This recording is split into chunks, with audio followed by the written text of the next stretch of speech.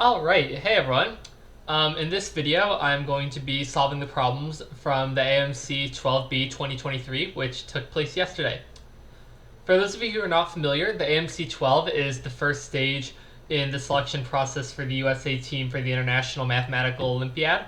It's a high school math contest. There are 25 problems. You can see here are the last few problems from the AMC 12A, which was held last week. For each problem, you get 6 points if you get it right, 0 points if you get it wrong, and if you leave it blank, you get 1.5 points, which is in order not to incentivize guessing randomly. So you get an hour and 15 minutes. I've got a timer over here, and I'm just going to work through as many of the problems as I can. I did these contests pretty seriously back in high school. My best score was a 144, where I solved 24 of the problems and then guessed incorrectly on the last one. But since then, obviously, I've mainly focused on programming contests, and so in practice, I expect that I'll have not. I don't expect that I'll have any trouble solving all of the combinatorics problems, just because, thanks to practicing for programming competitions, I'm better at combinatorics now than I ever was in high school. For number theory, should be the same thing. There might be a few math contest specific tricks that come up on this test that I won't have seen since high school. But for the most part, my number theory muscles have gotten enough exercise that I'm not really worried about those problems. Algebra, I think, is going to be kind of a mixed bag. I think I obviously have had to use algebra to some degree in my coursework and programming contests in general. So I'm not totally out of touch, but there are a lot of tricks from the high school math contest literature that I just haven't kept up with at all. And then geometry could be a little rough. It was always my worst subject back in high school, and I haven't thought about Euclidean geometry in, 4.5 years now. So geometry will be a little rough. My main MO for solving geometry problems in high school was coordinate bashing, and that's probably the plan for any non-trivial geometry that comes up today. So ideally, I'd like to try and knock out the first 15 problems pretty quickly, going one by one, taking a total of no more than 25 minutes if possible. And then that'll leave me with 50 minutes for the last 10, and I'll just bounce around, probably start with the combo and number theory, and try and get as many as I can. Alright, so I think we're about ready. Oh, and I have my scratch paper over here. The one thing I'll say is that it can be hard to draw nice, precise geometry diagrams on an iPad, so if there's a geometry problem that comes up where I need a more precise diagram than I can really draw on here, there's a chance that I'll work on physical paper for a bit, but as much as possible, I'll try to work on this scratch paper so you can see what I'm doing. And I might talk through my approach for some of the problems as I go, just as a thinking out loud sort of thing. But this is not meant to be an educational stream where I go over complete solutions to all of the problems. And so because of that, I won't be talking through my solutions in a lot of depth. All right. I think that's all of the preliminaries. Let's go ahead and get started. All right, 4 kids for first 3 full. Okay, so they total is 3 1/3, which is 10/3. So they each should have 5/6 of a glass, so C 1/6.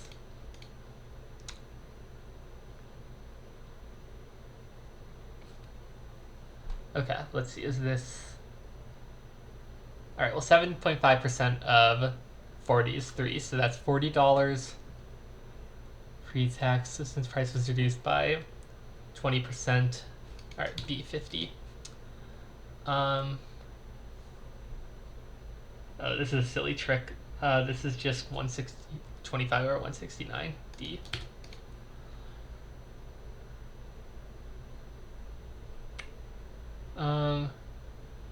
Okay, we can paint 6.5 millimeters as 0.65 centimeters by 2,500 centimeters, so that's 25 times 65, which is, I guess we just need the order of magnitude. That's going to be 1625. I guess I can check that pretty easily. So let's see, so 0.5, yeah, Okay.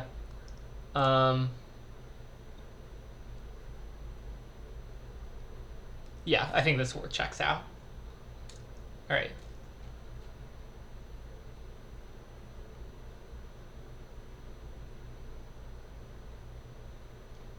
Interesting. Why are all the answers out of order?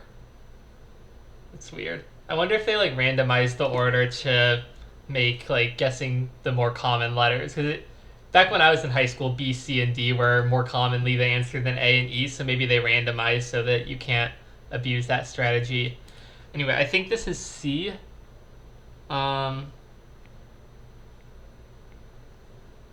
because if you hit any of these four, this definitely works. Can you do 3?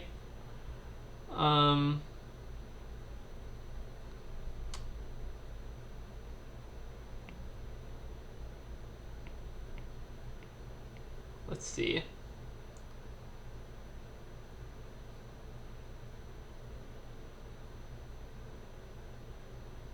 I don't think so. I know, I might come back and check this later. It's kind of, or because, yeah, but let's see. So if we check this, yeah, I guess the problem is for any adjacent pair, you have to check at least one of them. So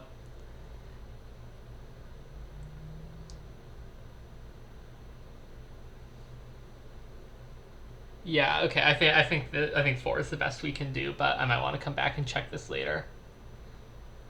All right, on how many intervals is this polynomial positive? Okay, so let's see. On 10 to infinity, this is positive. And then x minus 10 is raised to the 10, so that doesn't affect positivity. So 9 to 10 is positive. 8 to 9 is, or 8 to 9 is not. 7 to 8 is not. 6 to 7 is. 5 to 6 is. 4 to 5 is not. 3 to 4 is not. 2 to 3 is. 1 to 2 is. And then negative infinity on is not. So I think that's 6D.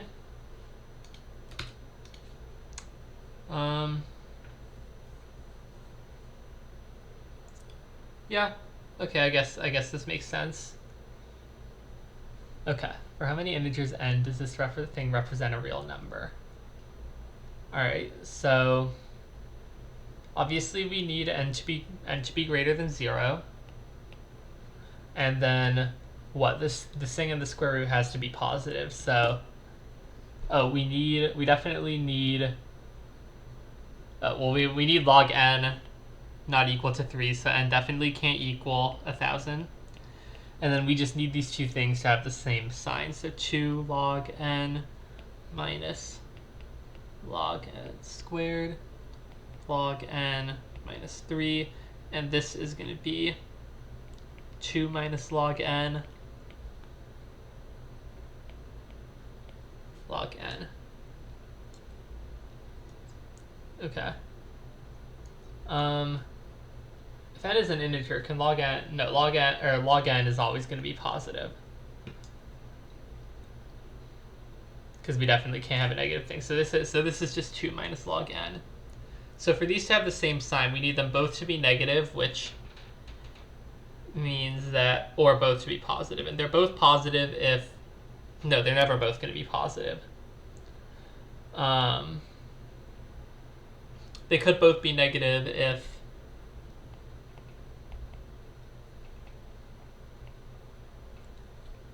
okay, and I think it's okay if 2 is equal to log n, but not 3, because if log n is 2,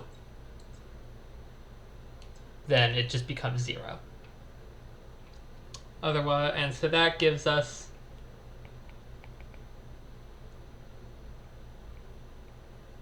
wait, no, 100 to 999, which is 900.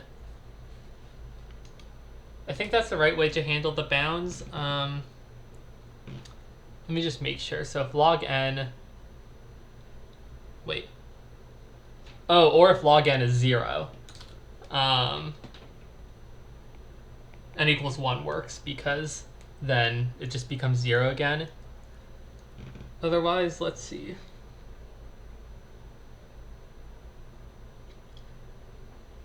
A 1,000 definitely doesn't work. Anything higher definitely doesn't work because log n minus 3 will be positive and this other thing will be negative.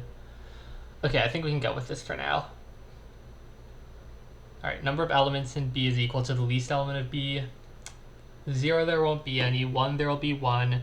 2, there will be 10. 3, there will be 9 choose 2, which is 36. 4, there will be 8 choose 3, which is 56. 5, there will be 7 choose 4. Let's see. Which is 35.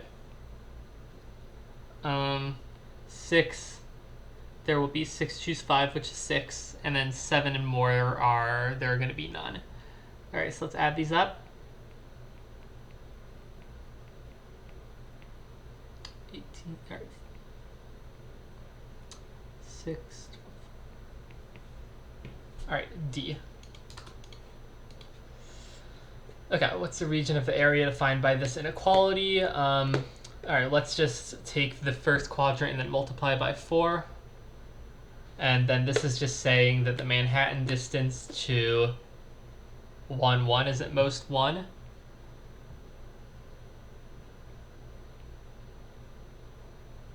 All right, that's a square with area root 2, or with side length root 2. So I think we should get 8.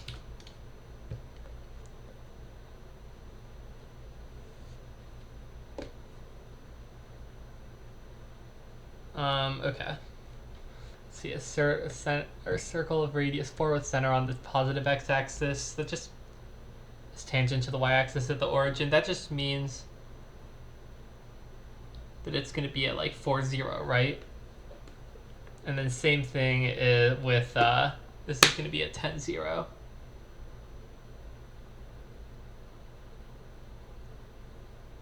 So we just need to find this slope. Okay, so the equations are going to be like what? So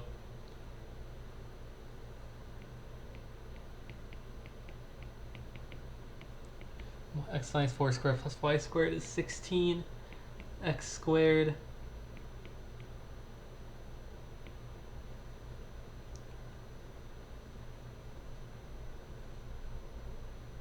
plus y minus 10 squared is equal to 100.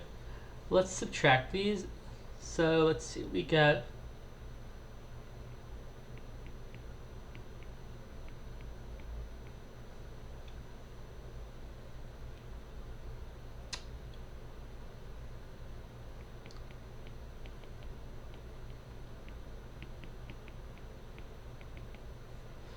okay, does that just like give us the line? I think it does.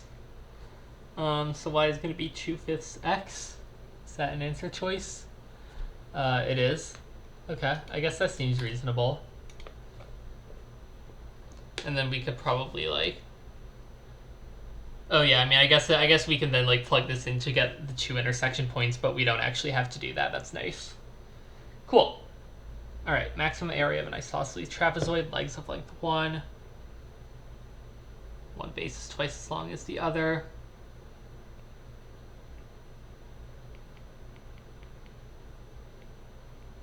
Okay, so we know x squared over 4 plus h squared is equal to 1. We want to maximize 1.5 xh.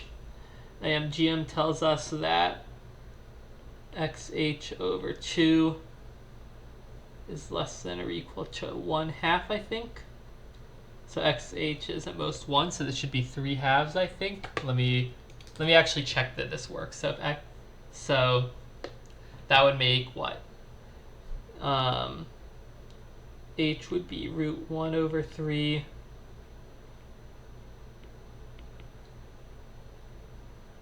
Wait, no. H would be root 1 over 2, is that right? And then x would be what? So x squared is, or 8x would be root 2. Yep. All right. I think that works. All right. Have this like sort of dot product operation thing. Is that magnitude of z? Interesting. All right. So z cross. So z, if z is a plus bi, z cross z is a squared plus b squared I is equal to a squared minus b squared plus 40 plus 2abi. Alright, so comparing the complex terms gives us b is equal to 2a. So that means a squared equals a squared minus 4a squared plus 40. So a is going to be root 10. Magnitude of z is then root 50, which is 5 root 2. Let me just make sure this works. So a squared is 10. This becomes negative. Yep, b squared is 40. Yep, all right, cool, this works. All right, edge lengths are a, b, and c. Sum of the length of the 12 edges is 13. 6 space is 11 over 2. Volume is 1 over 2. All right, so that means it's 13. B plus c is 13 over 4.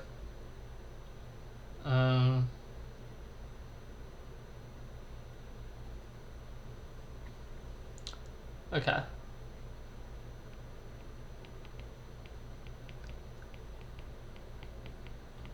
(11 over 4). So we want to know a squared plus b squared plus c squared. So I think the volume is irrelevant, and we can just square this thing. We get like 169 over 16 minus 11 over 2, I think is what we want to subtract. 9 minus 88 is 81 over 16, so we get 9 over 4 is the length, the diagonal. Okay. All right, x cubed plus ax plus bx plus 6. We need 3 distinct integer roots. All right. So the roots, as we know, have to multiply to -6. Okay, so how many ways are there to factor -6 into 3 distinct integers? So if the magnitudes are 1, 2, 3, that's 6 ways. Or no, hold on. So we just need to assign which one or which of these are negative. So there's 4 ways to do that. Look at what else. There's 1, 1, 6. So here, exactly one of the two ones needs to be negative. So I think that just gets us 1, right? Because that's like 1, -1, 6, -6. Are there any other like factorizations that might be relevant? I don't think there should be. I mean, yeah, because if one of them is 3, the others have to be 2 and 1. Yeah. Okay. I think that's all of them. I think it's 5. I feel like I might be missing something. All right. Let's see. Okay, I'm just gonna rephrase this as 15a plus 14b is equal to c.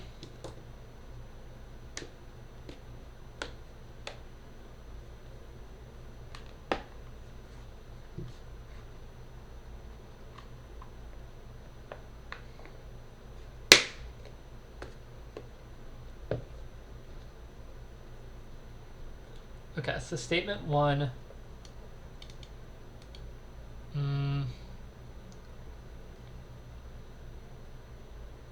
Let's see. I don't think this is true. Yeah, I don't think this is an or state, or this or holds. I think 1 is false, because if okay, let me actually come up with an example. So we'll say a is 1, b is 15.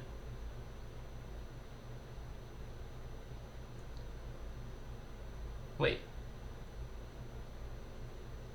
Is this right?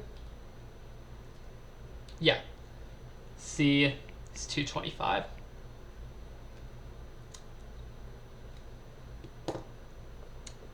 Yep, alright, 1 is false, and so that just leaves D and E, so we only need to check 2.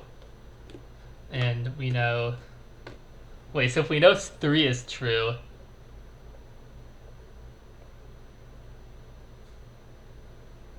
Well, if we know 3 is true, then 3 implies 2, so that just means it has to be E. And indeed, like, I think 2 is pretty obviously true, and then 3... Is 3 actually true?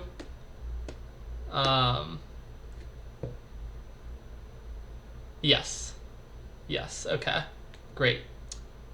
Alright, number 16. Oh, shoot, hold on, someone put... Okay, hold on. Someone put an answer for that problem there. I'm gonna open up a new window and see if I can find another copy of the test real quick.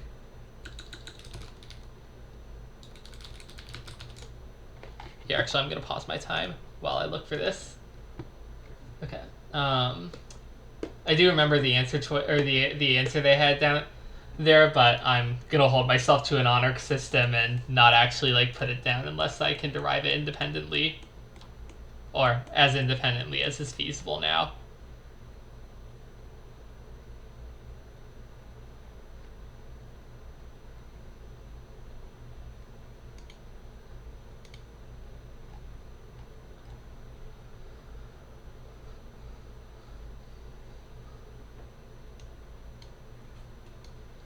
Okay.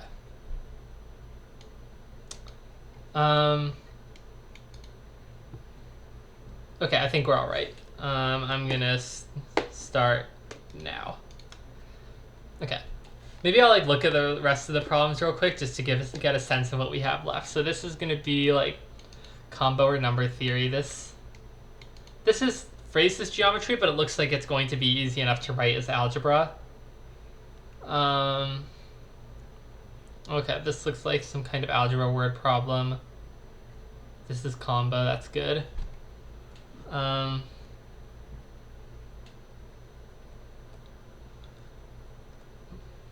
Let's see, this is... I don't even know what this is. Geometry, probability, we'll see. Okay, this is geometry, but 3D geometry actually usually isn't that bad. Functional equation. I think I can usually do AMC functional equations. Combo, sort of. Number theory. Okay, this looks like... Oh, well, gosh. This looks like ugly geometry. Alright, well, I don't like 25, but everything else like looks like the sort of problem I can plausibly do. I think we'll just start with 16 for now. Okay, suppose x is the value that can't be purchased, maximum value that can't be purchased using these coins. What's the sum of the digits of x? Okay, so we can use Chicken McNugget theorem to get like some bounds. Like the max that we can't buy with 6 and 10 is what? 15 minus 8. Alright, so we can get everything. We can get even above 14.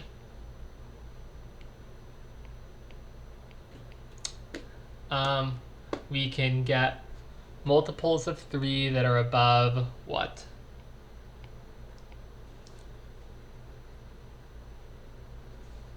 Any multiples of 3 that are above 9. And we can get any multiples of 5 that are above 5. Okay, so I guess that doesn't really tell us anything about numbers that are not multiples of any of these things. Well, let's see. Using this, if we just keep subtracting 6 until we get to a multiple of 5, then we should be fine. So anything... Alright, so 35 or above definitely works. So the answer is at most 35. Let's see. So 34 is fine. 33 if we, let's see, 27, 21, 15. 32 we get, let's see, 32, 26, 20. 31, 25, 30 is fine. 29, 23, 17, 11, 5. All right, so 29 I think is... Yeah, 29 we can't get, and we can get anything higher, so that's going to be D11. Okay. The three side lengths of a triangle are an arithmetic progression. One of the interior angles measures 120 degrees. What's the area? Okay. So the area, so I guess we just need to know the size, because the area we can get using, like, I know, areas AB sine C or whatever. It's AB sine C over 2, right? Let's see, does that work for an equilateral triangle? Yeah, it does. Okay, cool. Let's draw this out a little bit.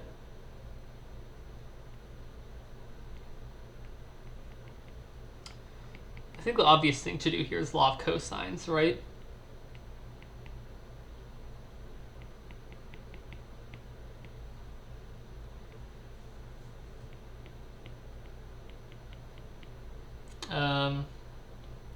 Okay, cos 120 is what? It's not a circle. Negative 1/2, right?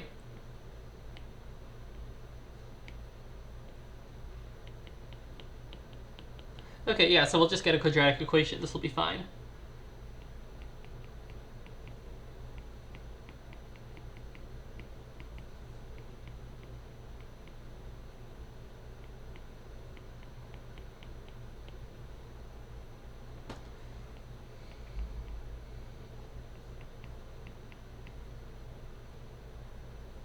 This difference is 72, I think.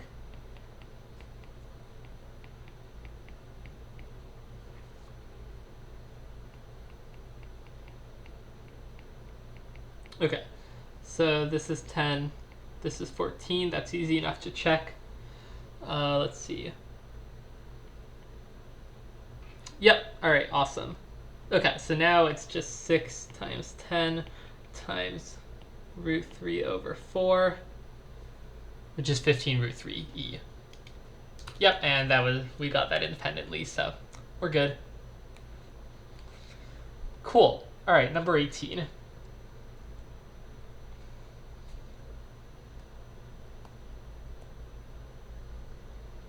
Oh, so which of the following cannot be true? Is this just like an intuition problem?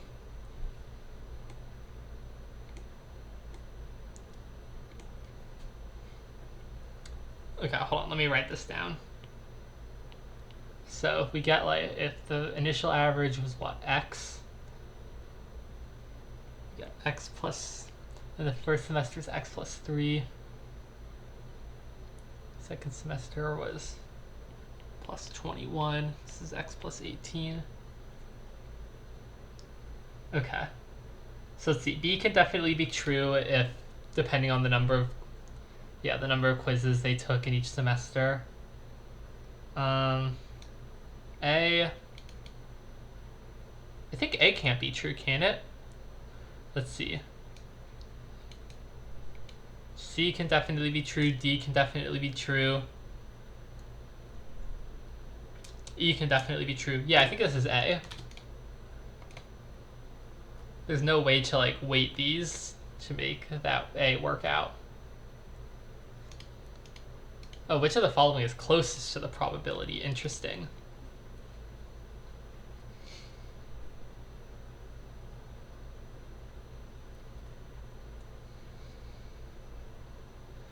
Okay, so this is like stars and bars. So what? The number of ways to place 2023 balls in 3 bins is... Gosh, I only vaguely remember stars and bars, but it's like 20, 25, choose 2, right? And the number of ways to make sure that all the bins are odd is, I guess, what? It's the number of ways to place 10-10 bins into, or 10-10 balls into 3 bins. So, okay, so this is like pretty close to 1/4, I think. Which I guess makes kind of sense if you think that, like, the first two like the probability of each of the first two bins getting an odd number of balls is like roughly independent and roughly 1/2, and then if they both have an odd number, then the third bin must be odd. So I guess that checks out.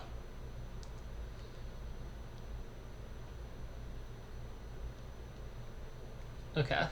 So let's see. We start at 0. We go to, like, let's just assume 2.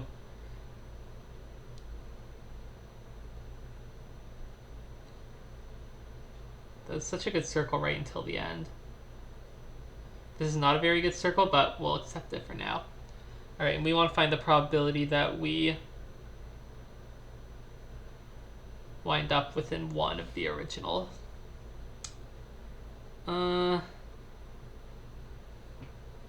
Shoot, this seems a little bit... Okay, so this is actually a geometry problem, which is a little bit unfortunate, but...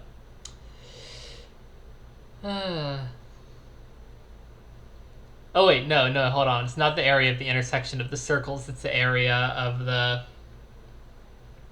It's like, the fraction of the circumference. Okay, so we need to find the intersection of x squared plus y squared equals 1 and x minus 2 squared plus y squared is equal to 4. So we can take the difference and we get negative 4x plus 4 is equal to 3. X is equal to 1 over 4. Y is equal to plus or minus root 15 over 4. Does that work?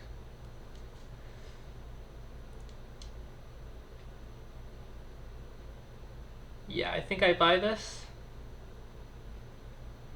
So then the question is, what's the angle here? I guess we can figure out the cosine if we want to. Does that help? It might if we can, or like if we can get the arctan. Yeah, okay, maybe this works.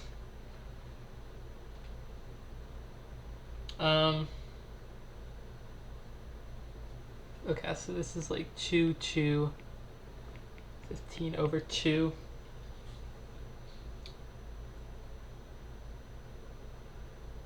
Okay. Yeah, let's love cosines this one.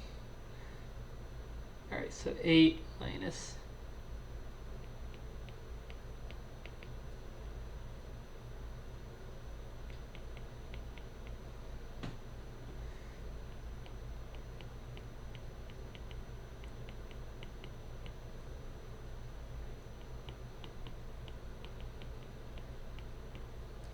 Oh boy, this seems like it could be a little bit ugly. But we know it. We know either the tan or the sine has to like work out okay, right? I set this up correctly, didn't I? Hold on, let me do some double checking here. Root 15 over 4 seems pretty long. Actually, maybe not. So root 15 over 2 is a little under 2, so it seems like this should be... Yeah, maybe this actually isn't too ugly. Alright. Okay.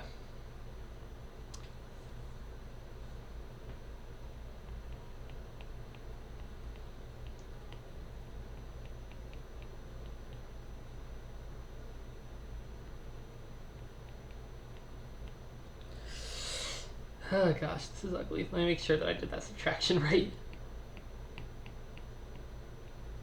Yeah, alright, cool.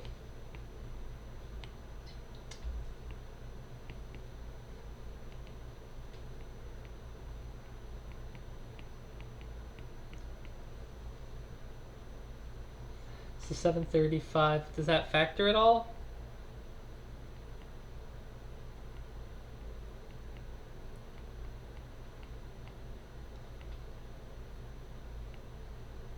Alright, so that's 7 root 15 over 1024. And as I write that out, I realize it doesn't really help us at all.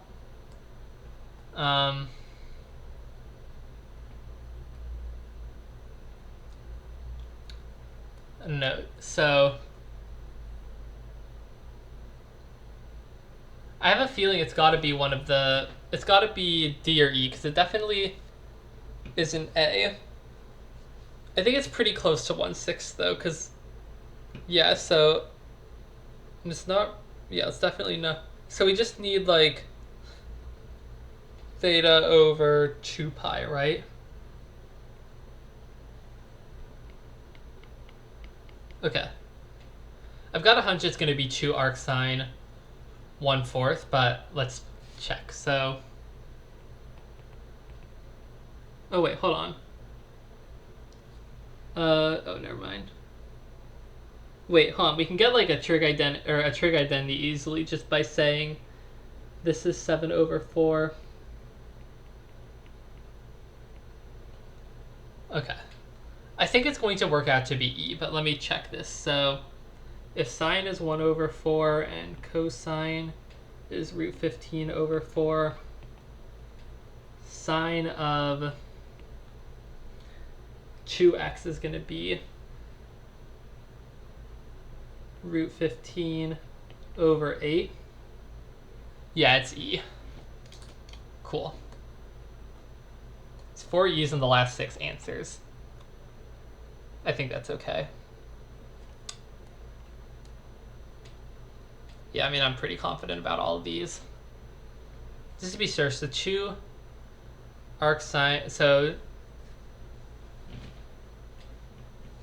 we want 4 arcsine 1/4 to be about 60 degrees. Like arcsine 1/4 should be about 15 degrees, which I guess, is that reasonable?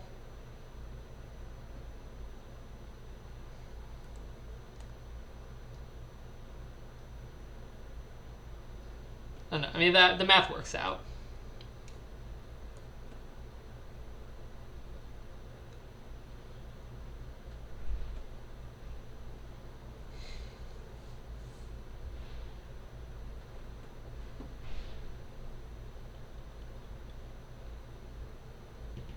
I don't know why I don't feel great about this, even though, like, I did the math and it checks out, but yeah, arcsine 1/4, approximately 15 degrees seems right. Okay, I think I'm good with this. And we get to do more geometry, hooray. Okay, at least this I think we can... Yeah, I think this we can do just by unfolding the cone, right?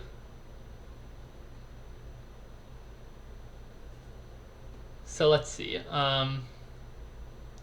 So the cone has height 6√3.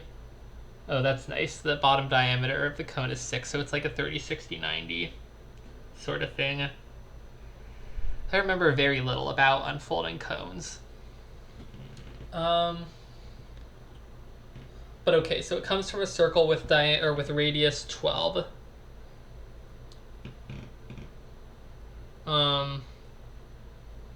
Okay, is this just like a semicircle? Is that right? Because the circumference of, wait, yeah, hold on. The bottom diameter is 12, so the bottom radius is 6. So the bottom circumference is 12 pi, which means that if our circle that we're unfolding from has radius 12, then yeah, it's a semicircle. Okay. And then there's like,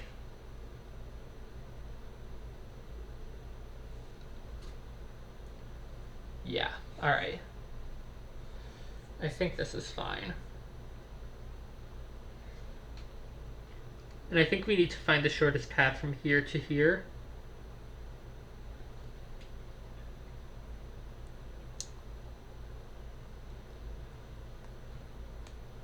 What will this look like? I mean, we could like just figure out which of these things makes sense. I think it'll be like, let's see.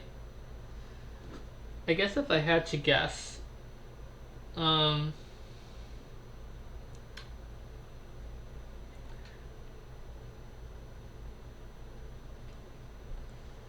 see. So this is 6, 6.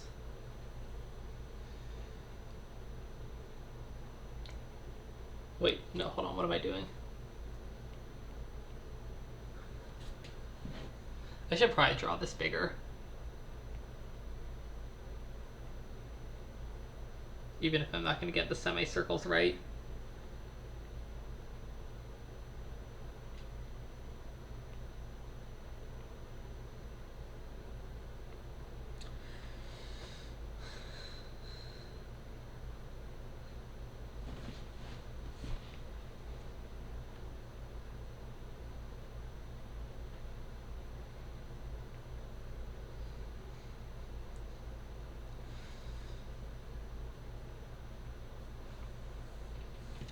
Let's see. So a lower bound is 6 root 5. Anything lower than 6 root 5 definitely can't be right. If this is like a 60 degree angle, which I think seems somewhat plausible, then what would that tell us? This would be what? 9 by 3 root 3.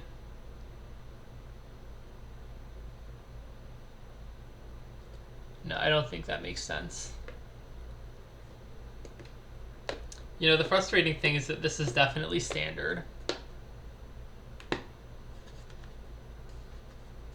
Okay, well, I'm pretty sure that this is going to include pi in some capacity.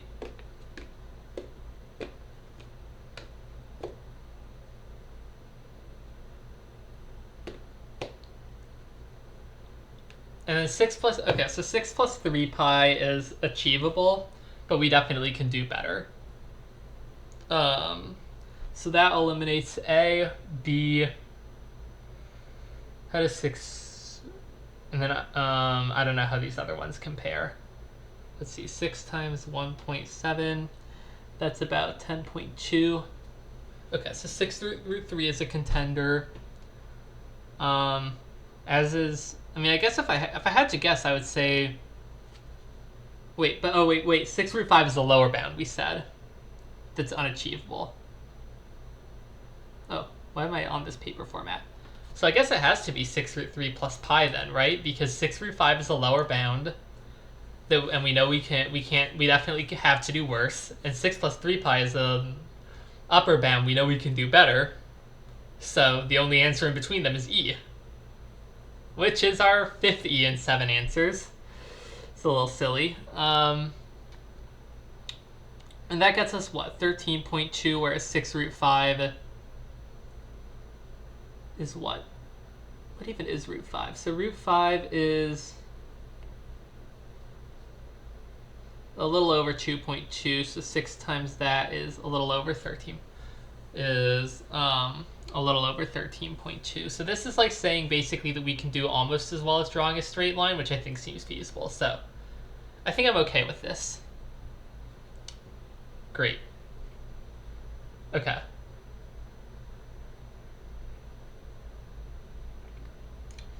Interesting. Okay. So first of all, we know 2f of a equals 2f of a f of b. So I guess one thing I'll say is that f of x equals 0 is a solution, so it's not a. And otherwise, pick some a such that f of a is non-zero, then we can cancel this out, and we get f of 0 is 1. Cool. Makes sense.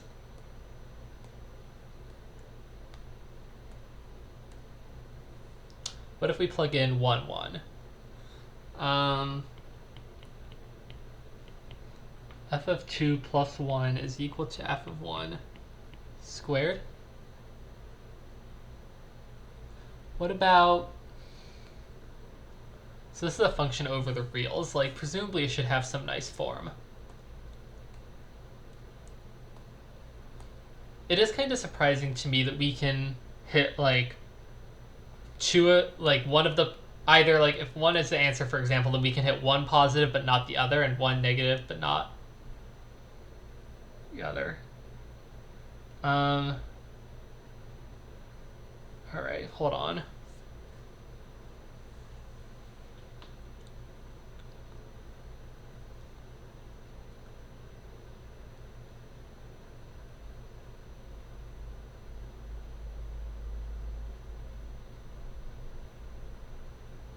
if f of x is like,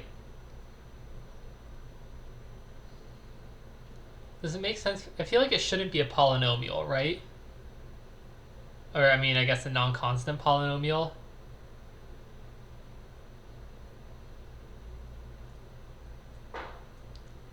I guess f of x equals 1 is just f of x.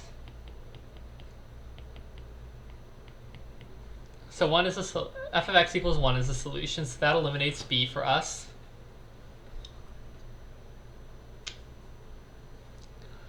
So if f of x was -1, let's say, what would that imply? Or f of 1 was -1.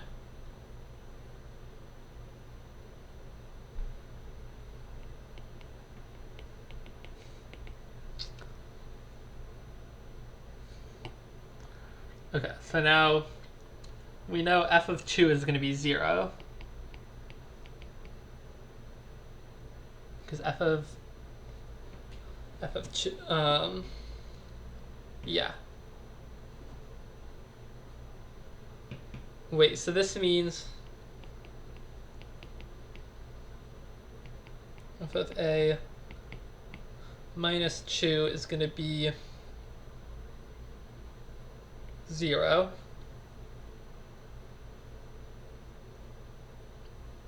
So f basically has, so f of a plus 4 is negative f of a.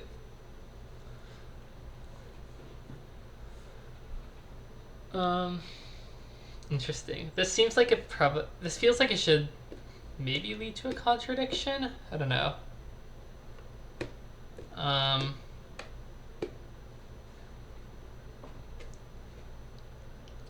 Let's see, if we plug in 2, 1, what do we get?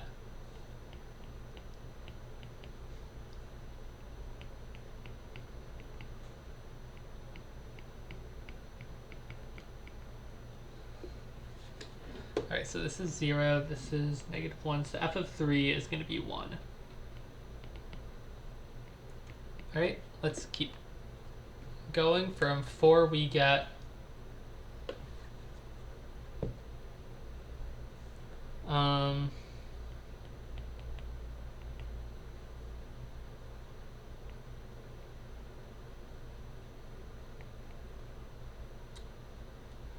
for f of 4 is going to be -1.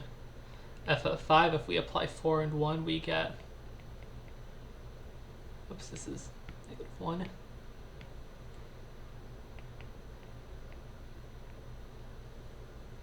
Oh wait, hold on. Shoot, no, this is, there's a 2, supposed to be a 2 here. Okay, so 4 is actually -2.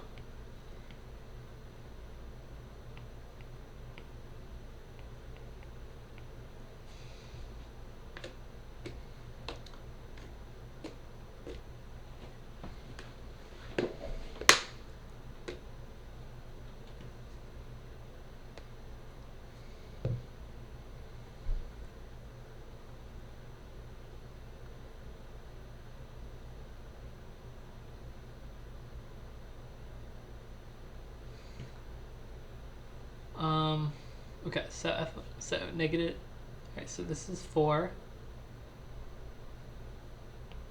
What happens if we plug in 3 and 2? So that tells us that f of 5 plus f of 1, which is 0, should be, yeah. Alright.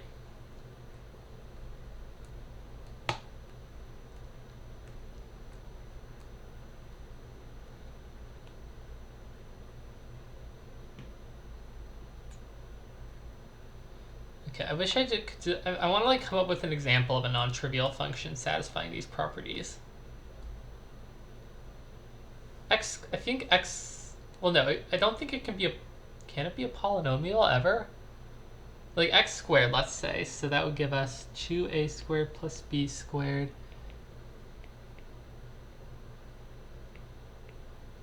No, that doesn't make any sense.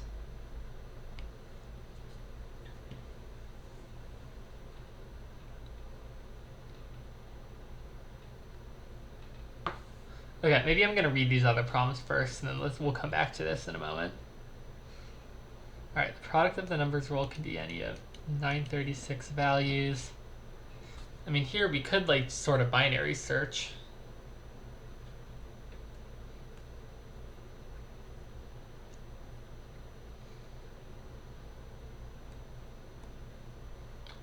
And then here, let's see. This is interesting. This feels more bashy than hard because we can solve for the... Yeah, because we can solve for the different powers independently. Okay, so why don't we do that? So... Alright, so 2... A is going to be 3. D is going to be 2. And then one of B, C are going to be 1 and 0. So that's so 2 to the 0 for 3. Let's see. All right. C is 3. D is 3. We have all 6 pairs, right? Yeah. All right. A, B are going to be 2, 1. So we have a 3. And then for 5, A is 3. D are going to be 2, 2, 0. So the GCD is just going to be 3. Okay, that actually is pretty easy. Cool.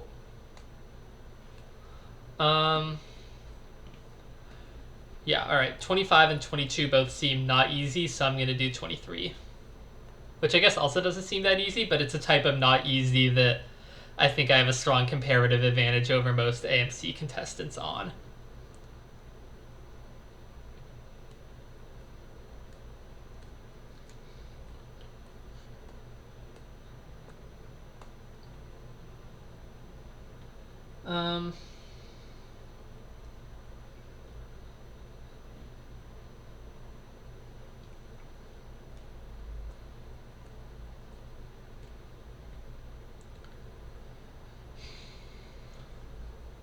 Okay, so how can we like write constraints? So the number of threes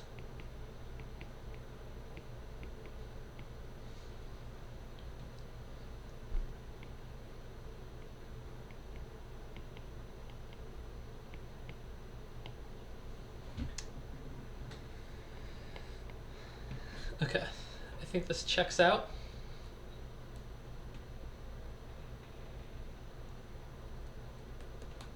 Yeah, dealing with like the 3s or the 6s and the 4s seems like somewhat annoying.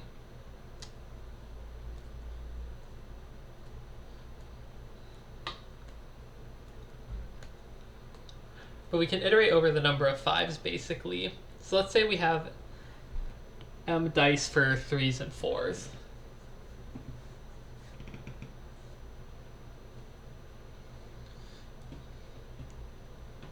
So if we have no 3s, we can get up to 2m. 1 3, we can get up to 2m minus 1, all the way down to m3s, we can get up to m.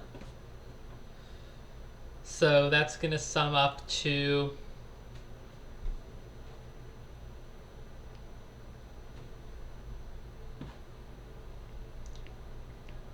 (3m times m plus 1 over 2).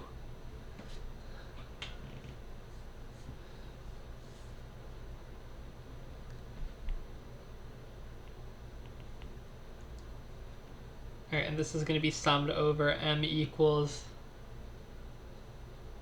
Wait, no, this is 2m plus m, or plus 1.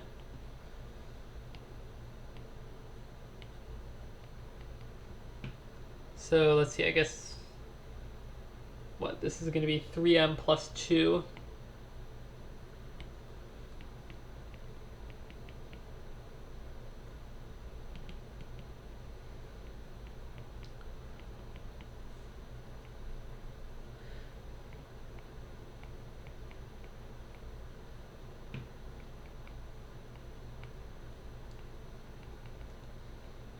All right, great.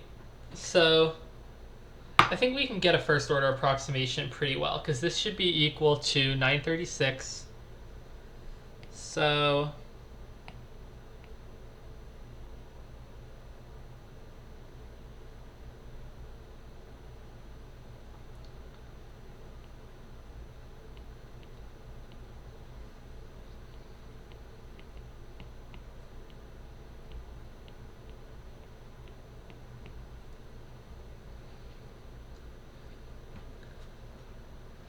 okay, I think like, I don't know, 10ish seems. No, I think it might be all 11. Let's see. So if we choose 11, got 11 times 12 times 23 over 6.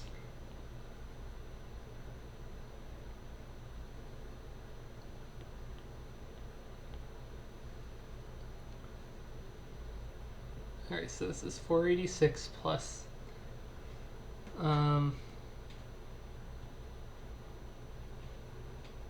sum from 0 to 11, that's 66.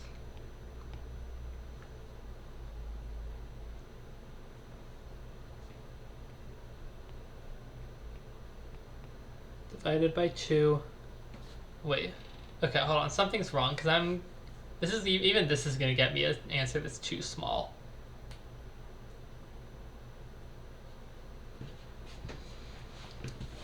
Okay, so let's go back. If I have m dice to split between 2s and 3s,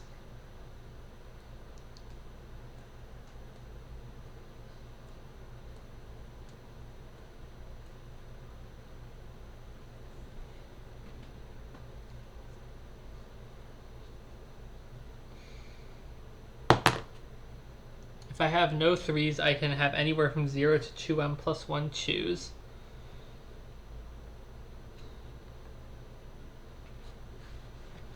And if I have m3s, I can have up to m plus, I can have 0 to m choose.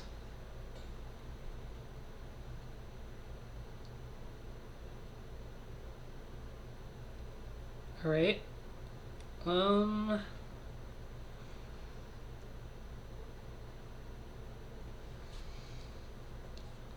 Okay, so let me make sure this gets the right answer when m is equal. So let's see. So first of all, when m is equal to 0, we get 1 configuration, which makes sense. When m is 1, we get 5. Okay, that's 1, 2, 3, 4, 6. Yep, that's right. Okay.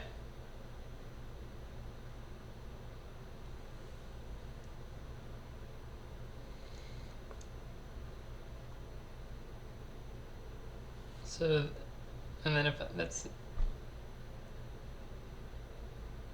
Did I expand this wrong? Yep. Yep, that's what I did.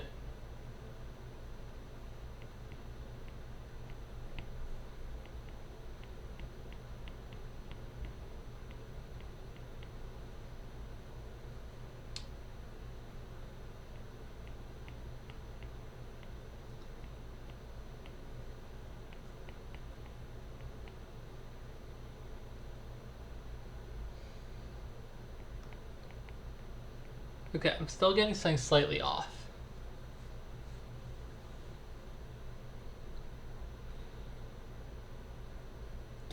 Did I do arithmetic incorrectly?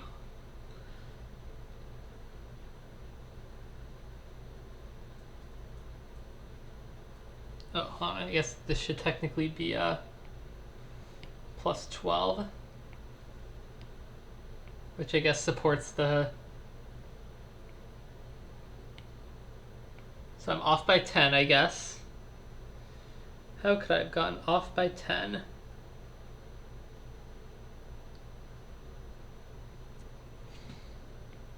So 0, this formula does give me 1. 1, this formula gives me 5. So I think the formula is right.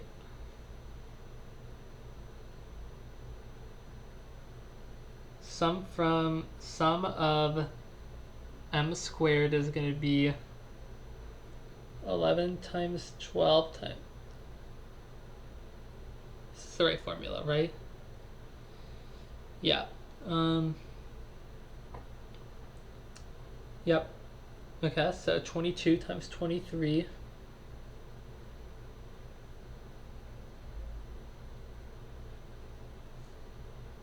Yeah, I did this multiplication wrong. I was being a little bit goofy. Okay.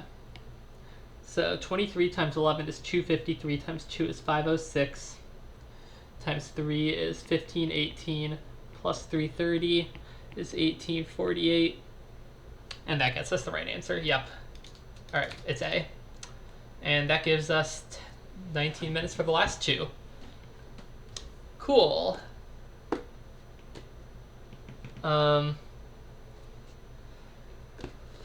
Okay.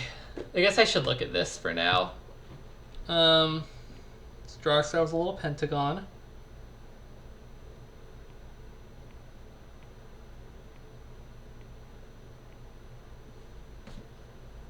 This is not drawn to scale, but whatever. Let's see, hold on. If I fold... So let's see, I think if I fold everything in... What, if I do... I think I get, like... polygon form by connecting their midpoints. So I guess I need to find this length, and then I need to multiply by like the square. Find the area. I need to find the area, and then like scale it down basically.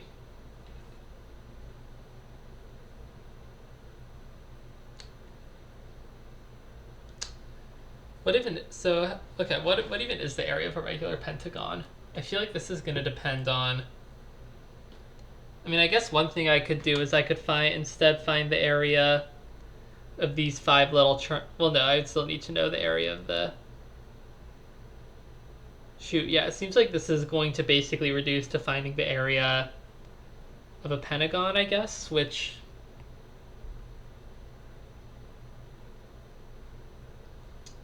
I feel like is going to rely on memorizing some trig stuff that I don't have memorized.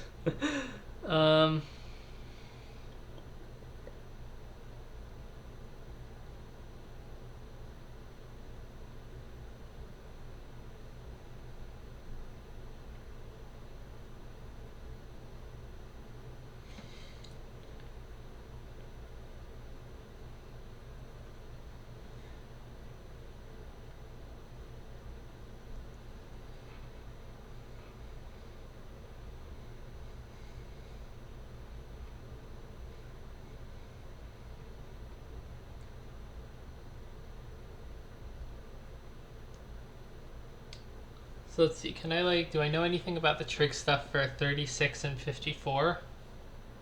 I mean, judging from the answer choices, it seems like it's going to have root 5 involved. I guess one thing we can say is the area of a pentagon with is going to be like slightly larger than an area of the square with the same side length. But I don't know how helpful comparing answers is going to be, but could come in handy eventually.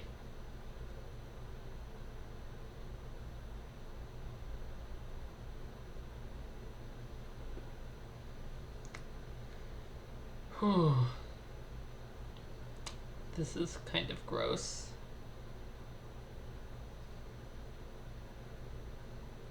Oh wait, is there like a similarity thing we can sort of do?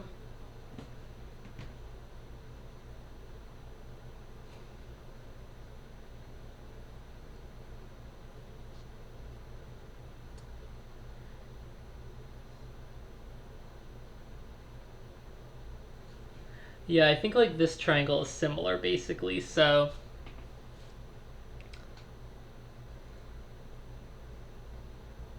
Is it? Hold on.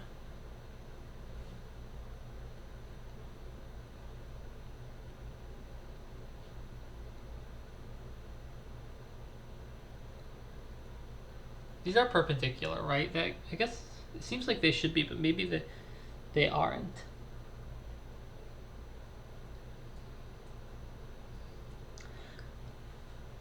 Yeah, surely, right?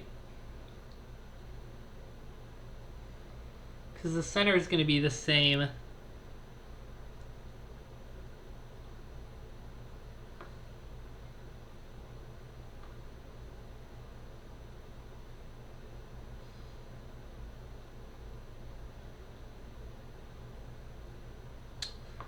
Yeah, okay. I think these are similar.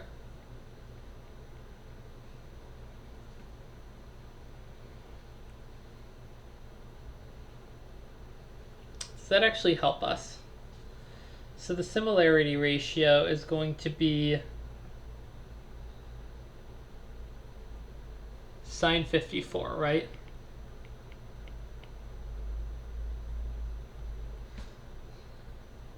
So that means we need to find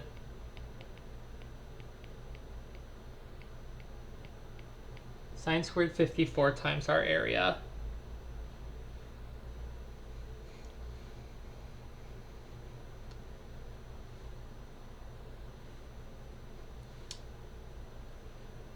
Well, I mean, if we know what, well, let's see.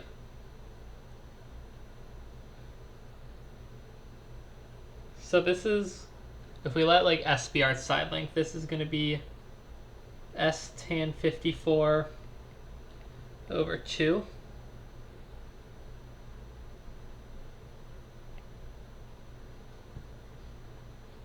So what? This is going to be 5 over 4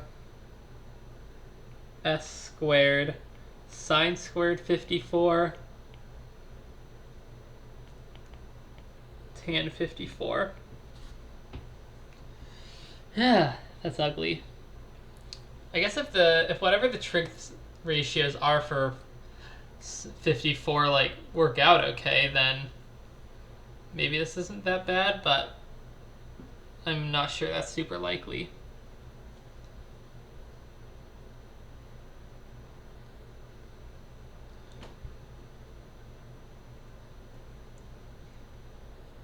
Let's see, so sine 54 is just over root 2 over 2, because it's a little bigger than, alright, yeah, it's like between root 2 over 2, 3 over 2. Let's see, and it's got to be something related to root 5, I think.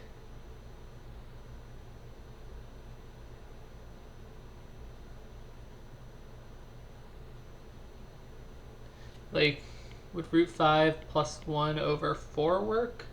No, that would be over bigger than 3/4.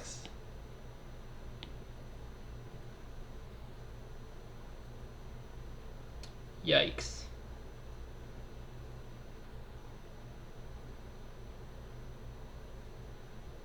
This is disgusting.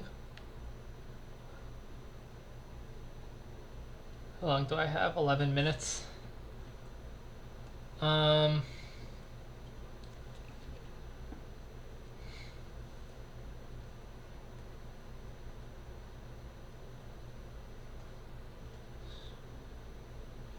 Alright, let's approximate this. This is, so tan 54, or so sine 54 is going to, sine squared is going to be a little over 2, so it's going to be a little over 5 over 8.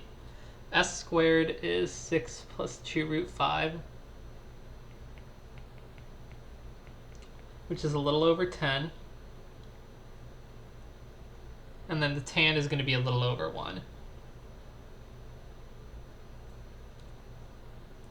So I think it should be around like 15, the 15 over 4-ish range.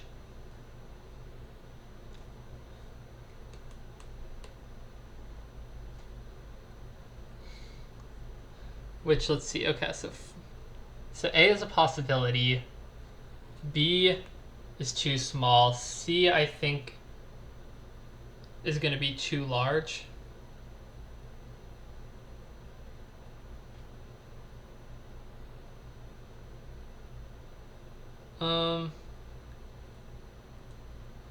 D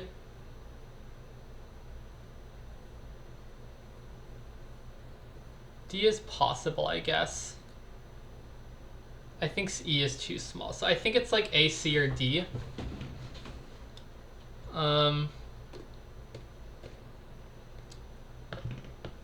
Let's see, hold on, so 6 plus...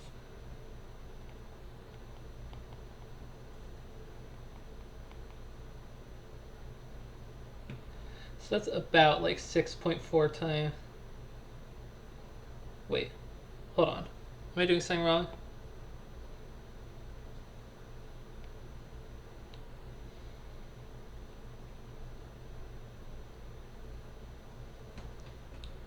No, I made a mistake. Shoot. Hold on. So this is...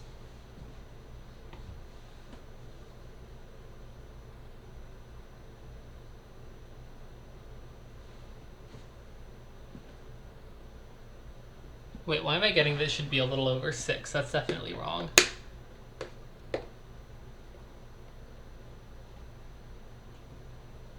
Okay, honestly, I'm just going to put down... I think I'll put down A, and then I'm just going to work on 22, and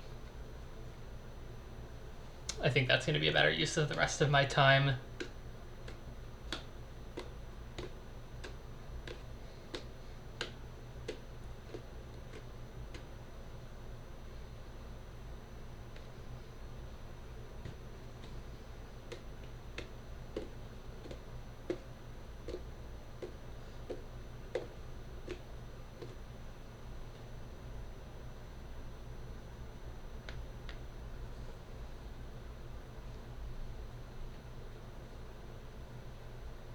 I wonder if...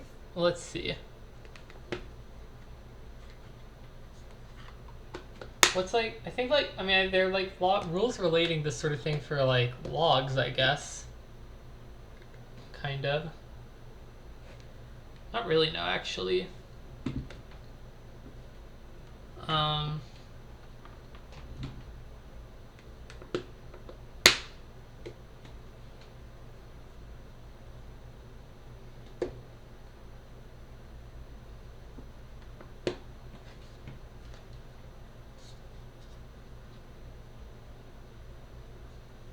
Yeah, I have no idea like how this function behaves, and it seems like we should like be able to recognize it as something familiar.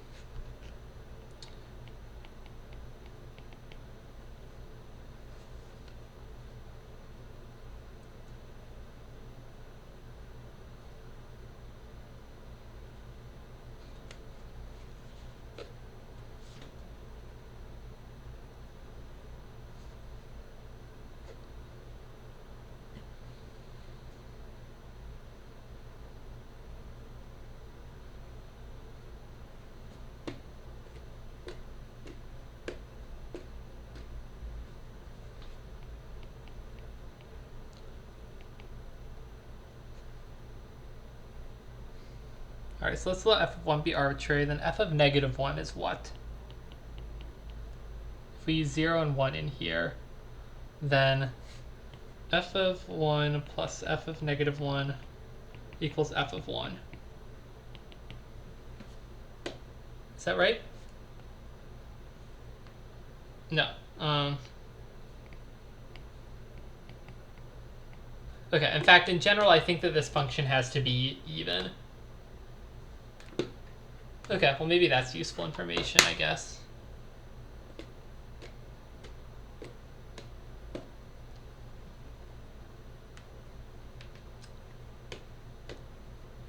Okay, let's see. So f of 2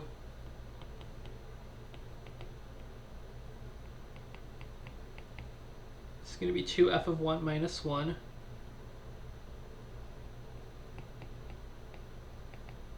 F of 3 is going to be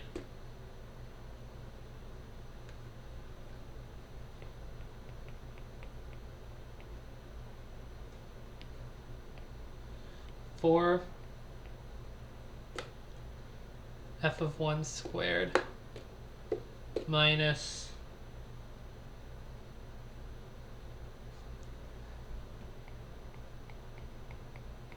okay, well I think we can like sort of see a pattern going.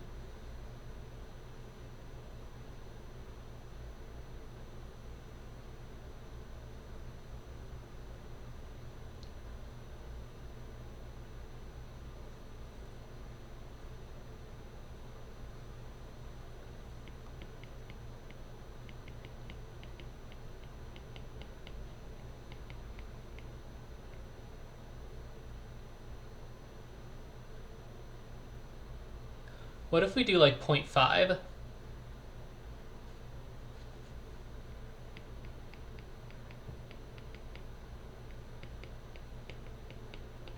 Oh, I see. So it has to be... Right, so f of 1 plus 1 is at least 0, so that means negative 2 is impossible. Alright, so with our last 3 minutes, let's go back and try and make a better approximation for this. Okay, so similarity ratio is sine over 54, or sine of 54, so we need 5 over 4 s squared. Wait, hold on. So we need s squared times sine 54. Wait, okay, so we need sine squared 54 times whatever the area is. The area is 5 over 4 s squared tan 54. Yeah, it should be a little over s squared. Area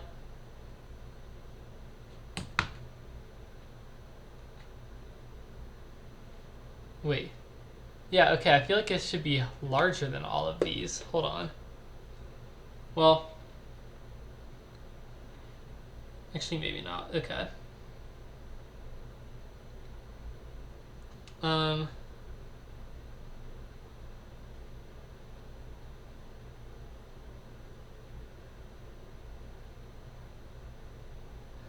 Alright, 5 over, or so we got, what, it should be, so s squared is 6 plus 2 root 5, which is about 10 point, okay, something is wrong here.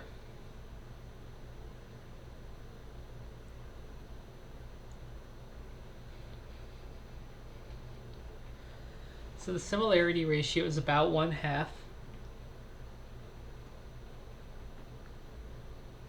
I mean, I guess, okay, it should be a little, so it seems like it should be a little over 3 plus root 5.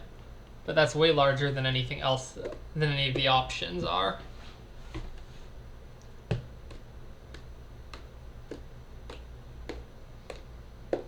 Did I forget like a 1/2 somewhere?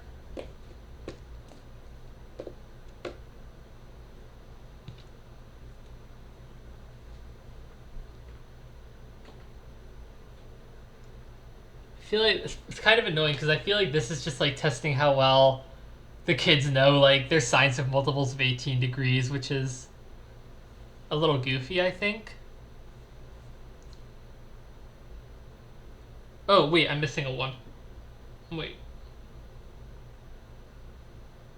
No, it's 1, yeah, 1/2 is like the square of the similarity ratio. Wait, does that actually make sense? I guess.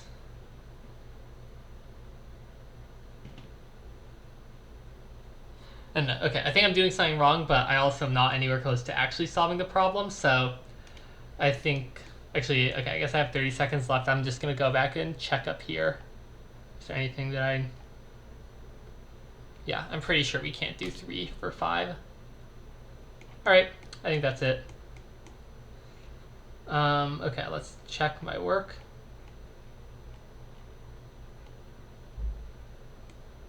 CB. Okay.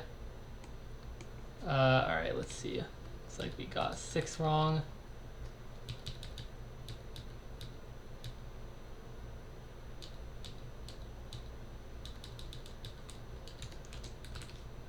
Alright. 138, not bad. Did I grade myself correctly? 16.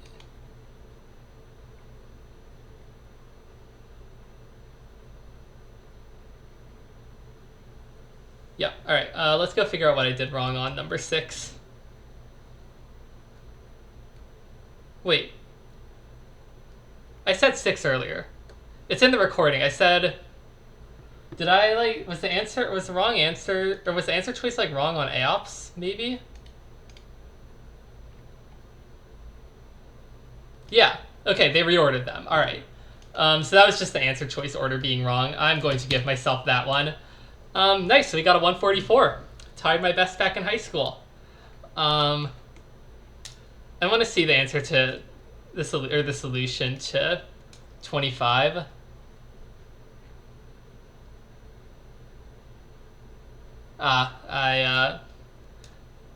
My assumption about how the new pentagon behaved was wrong. However, it does look like this was pretty dependent on knowing what signs of, or what trig stuff of 18 degrees, or multiples of 18 degrees is. So, I mean, I have not seen that since high school, so there was no chance I was getting that one. All right. Nice. Well, 144 is pretty solid. Can't complain about that, especially since like there was really no feasible way I was going to be getting this problem.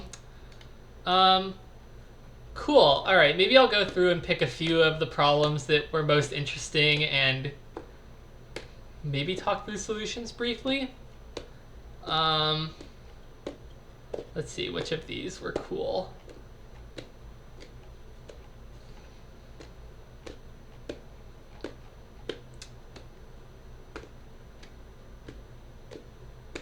There was a lot of stuff on this test, by the way, that could you could sort of finagle a little. Like with this problem, once you confirm that number 1 is false, you know that it has to be one of these options, which tells you 3 is true. And if 3 is true, then choose true. So you immediately know that the answer is E. Seems kind of a waste to have 3 options with 1 true when like probably the first thing people will do is invalidate 1. And then 21, like I did not like actually solve this. I just bounded the answer, and then I knew like it's less than 6 plus 3 pi.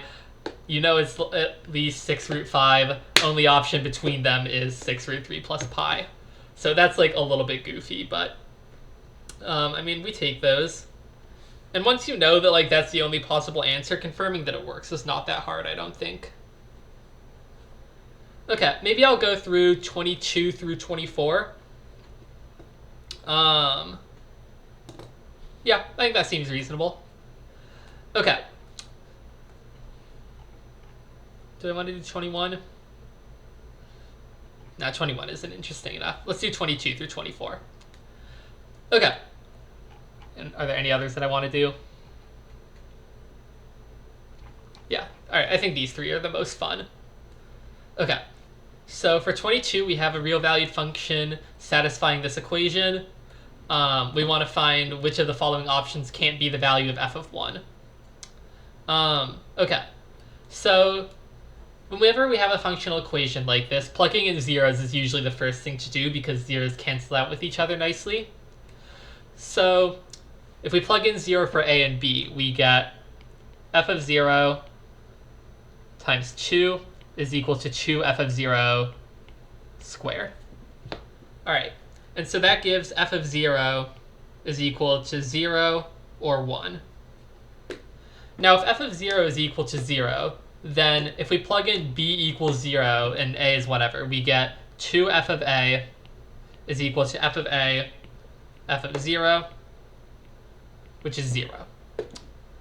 And so that that tells us that if f of 0 is 0, then f is just the 0 function. So that immediately tells us 0 can be the value of f of 1. But then other than that, other than that 0 function, though, we're going to need to set f of 0 to 1. All right. Now in terms of determining what f of 1 can be, usually what's helpful is like plugging in some values to this formula where something will simplify to 1. And there's like a bunch of different things you could try. But I think the most useful is just what turns out to be the most useful, and I don't know, maybe people who are actually like in on the math contest literature, like can solve hard functional equations on Olympiads or anything like that, will be able to do this better than I could. But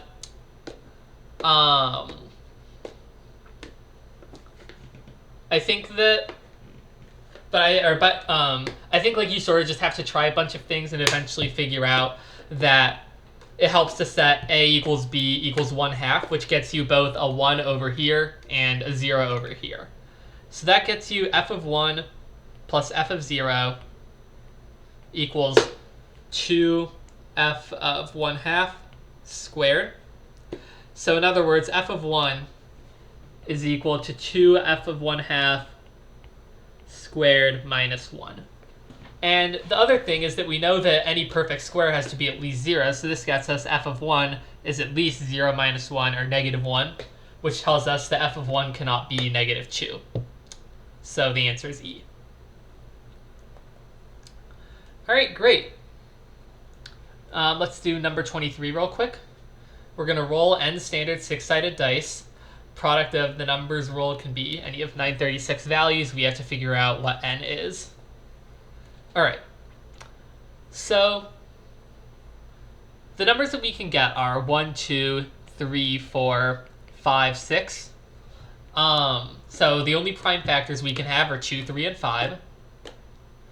Now,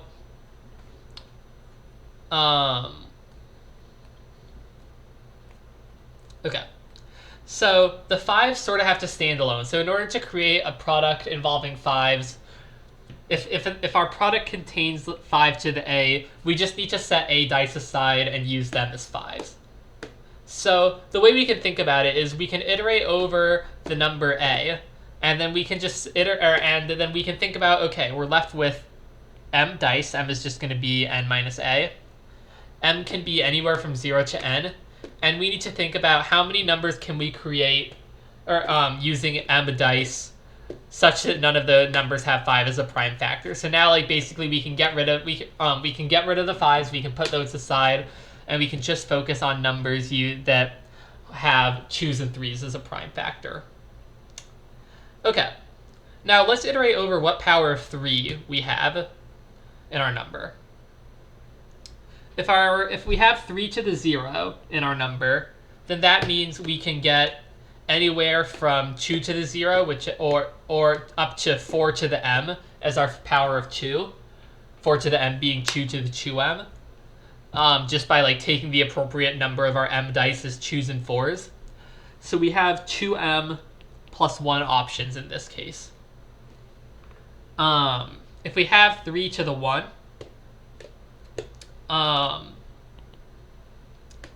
if we have 3 to the 1 in our number, then again we can get any power of 2 starting from 2 to the 0, except now the maximum number of powers of 2 we can get is 2m minus 1, because the best we can do is we can use m minus 1 of our dice as 4s, and then we can convert our die that's a 3 into a 6, and that gets us 1 extra power of 2 for a total of 2m minus 1. So that means that we can have any power of 2 between 0 and 2m minus 1, so we have 2m options. And it keeps on going. If we have 2 3s, we can get 2m minus 1, all the way down to if we have 3 to the m, if all of our dice are multiples of 3, we can get a power of 2 between 0, just by having a bunch of 3s, up to m, just by converting all of our 3s into 6s, which gets us m plus 1. So that means the total number of possibilities for a fixed value of m is equal to the sum of the numbers from 2m plus 1 down to m plus 1, which by a standard formula is 3m plus 2 multiplied by m plus 1, all divided by 2. And so now, since we have this many options for each choice of m, the number of options we get is the sum of this value from m equals 0 to n. And now we just need to find the value of n that makes this equal to 936. So in terms of actually computing this, it kind of is just bashy at this point. But one helpful thing you can do is you can notice that the bulk of our sum is going to be contributed by the m squared term. So this is going to be approximately, very roughly approximately, 3m squared over 2 plus something. So that means, like, if 3m squared over 2 is approximately like 900-ish, or sorry, this would be the sum of 3m squared over 2. That tells us that the sum of m squared should be about 600, or like, a little bit lower. And there's a formula where this is equal to, the sum of m squared is going to be equal to m times m plus 1, or sorry, this should be, is the sum of m squared from 0 to n is going to be n times 2n plus, or sorry, no, all right, why am I writing this wrong? N times n plus 1 times 2n plus 1 all over 6.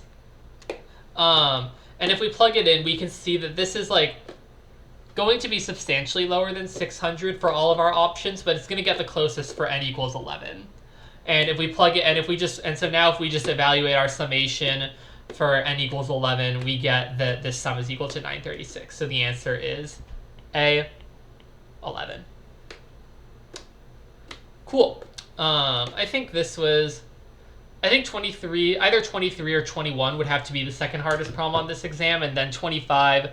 For me, like 25, there's a big gap between 25 and everything else, but like, also if I like was, I think that like for someone who was up to speed on the math contest literature and who had like those trig functions of multiples of 18 degrees ready to go, I think 25 would not be especially difficult.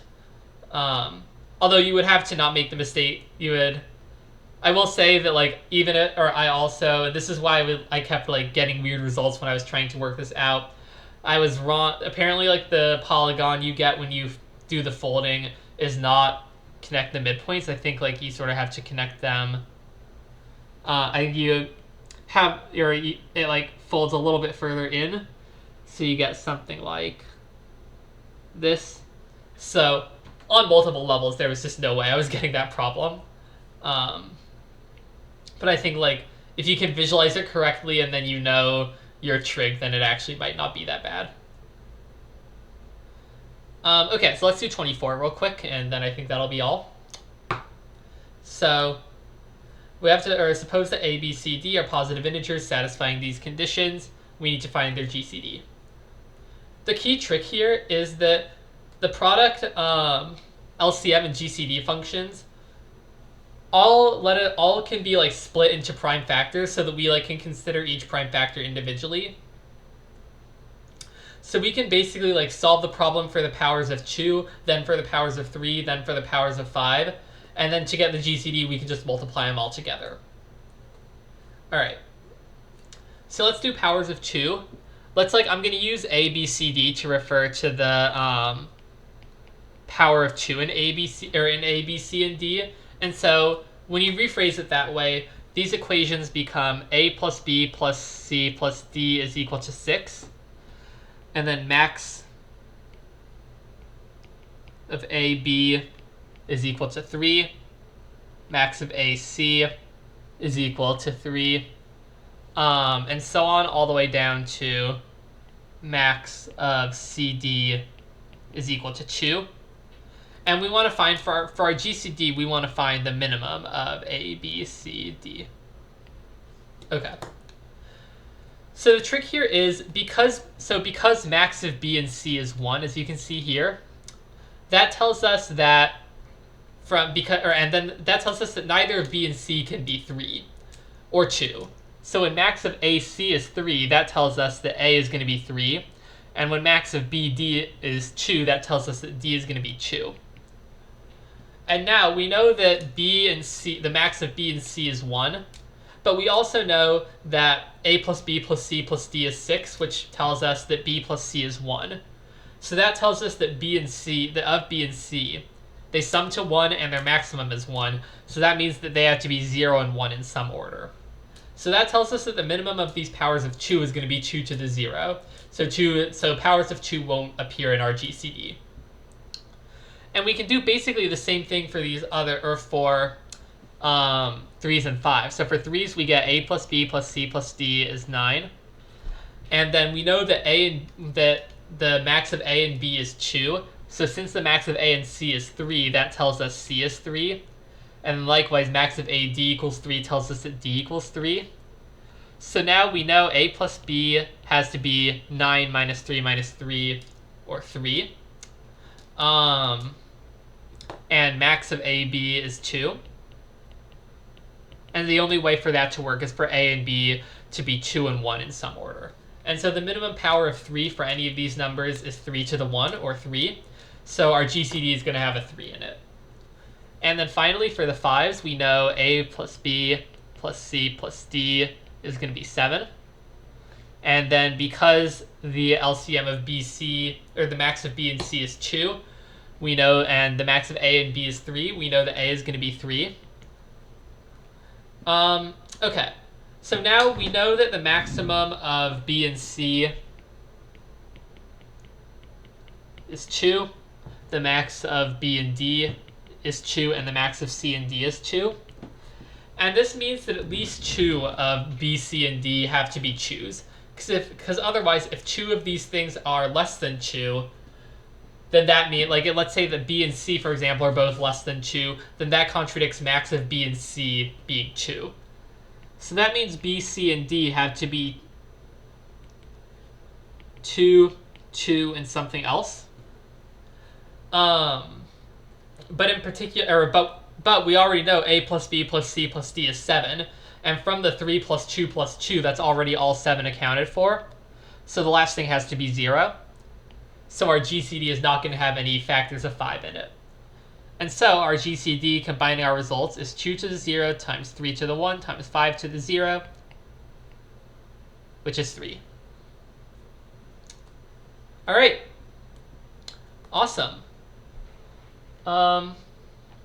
Yeah, so that's a test. Have fun doing this. I think this, I don't know, this felt maybe a little bit on the easy end. Like, I spent a bit of time looking at the 12A problems, and I think this was maybe a little easier than that, but it's always hard to say. And the thing about it is that the problems are always easy if you can do them and hard if you can't, so hard to accurately assess difficulty. Anyway, have fun doing this, reliving my glory days back in high school. Hopefully this was interesting to any of you who watched it all the way through. So yeah, I think we'll end it here, and thank you all for watching, and I will see you all next time.